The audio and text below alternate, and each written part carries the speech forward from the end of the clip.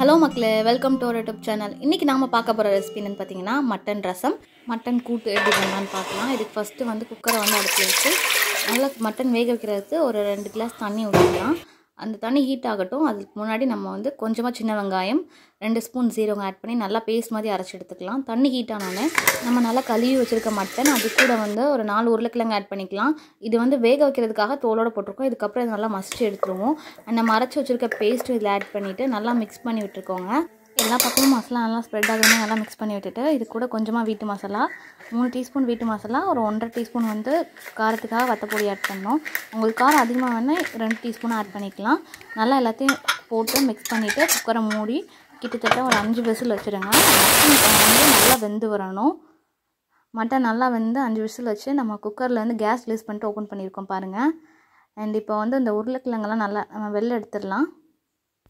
கிழங்க நல்லா வெளில எடுத்துகிட்டு அதை ஆற விட்டுடலாம். அதை சூடு ஆறட்டும். அண்ட் இப்போ திருப்பி நம்ம ஸ்டவ் ஆன் பண்ணிக்கலாம். ஆன் பண்ணிவிட்டு உப்பு ஆட் பண்ணிக்கோங்க. தேவையான அளவு உப்பு ஆட் பண்ணிவிட்டு திருப்பி இதை நல்லா கொதிக்க விடுங்க. அந்த மசாலா நல்லா கொதித்து வரணும். ஒரு 5 மினிட்ஸ் நல்லா கொதிக்க விடுங்க உப்பு போட்டுட்டு. அது கொதித்து வந்ததுக்கப்புறம் அந்த மட்டன் பீசஸை நம்ம தனியாக எடுத்து வச்சிடலாம். பாருங்கள், நம்ம மட்டனை மட்டும் நல்லா ஃபில்டர் பண்ணி பீசஸை மட்டும் தனியாக எடுத்துடுறோம். ஸோ இதனால் அந்த மட்டனில் உள்ள கண்டென்ட் எல்லாமே அந்த தண்ணியோட மிக்ஸ் ஆகிருக்கும். இதை நம்ம நல்லா கொதிக்க விடும்போது அந்த மட்டனில் உள்ள ஆயில் எல்லாமே உங்களுக்கு கிளியராக தெரியும் பாருங்கள். அது வெளில வந்துருக்குன்னு ஒரு 1/2 கப் தேங்காய் பேஸ்ட் இதில் ஆட் பண்ணிடலாம். அந்த பச்சை வாசம் போகிற வரைக்கும் அது கொதிக்கட்டும். அண்ட் இன்னொரு கடாயில் நம்ம ஆயில் விட்டு ஆயில் ஹீட் ஆனோடனே ஒரு 1.5 டீஸ்பூன் கடுகு, கொஞ்சமாக கருவேப்பிலை ஆட் பண்ணிவிட்டேன். கடுகு நல்லா வெடித்து வந்தோடனே சின்ன வெங்காயம் ஆட் பண்ணிடலாம். ஆட் பண்ணிவிட்டு ஒரு 1.5 டீஸ்பூன் மல்லித்தூள், ஒரு 1 டீஸ்பூன் வத்தப்பொடி ஆட் பண்ணிக்கலாம். இப்போ நம்ம தனியாக எடுத்து வச்சுருக்க மட்டன் பீசஸை இது கூட ஆட் பண்ணி நல்லா மிக்ஸ் பண்ணி விட்டுடலாம். தேவையான அளவு உப்பு போட்டுக்கோங்க.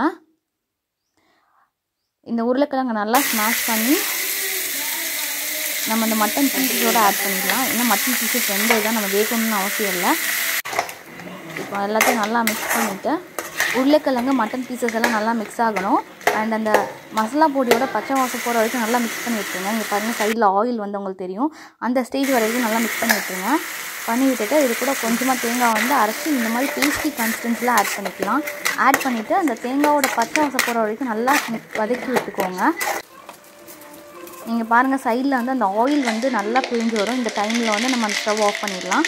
இப்போ ஒரு கடாயில் எண்ணெய் போட்டு கொஞ்சமாக கடுகு, 4-5 சின்ன வெங்காயம் கட் பண்ணி ஆட் பண்ணியிருக்கோம். இது கூட கொஞ்சமாக கருவேப்பிலை ஆட் பண்ணி நல்லா பொரிஞ்சு வந்ததும் நம்ம ரெடி பண்ணி வச்சுருக்க ரசத்தோடு ஆட் பண்ணிடலாம்.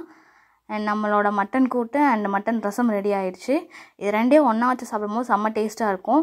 அண்ட் இதுக்கு நீங்கள் கூட்டுக்கு தனியாக ரசத்துக்கு தனியாக நான்வெஜ் எடுக்கணுங்கிற அவசியம் இல்லை.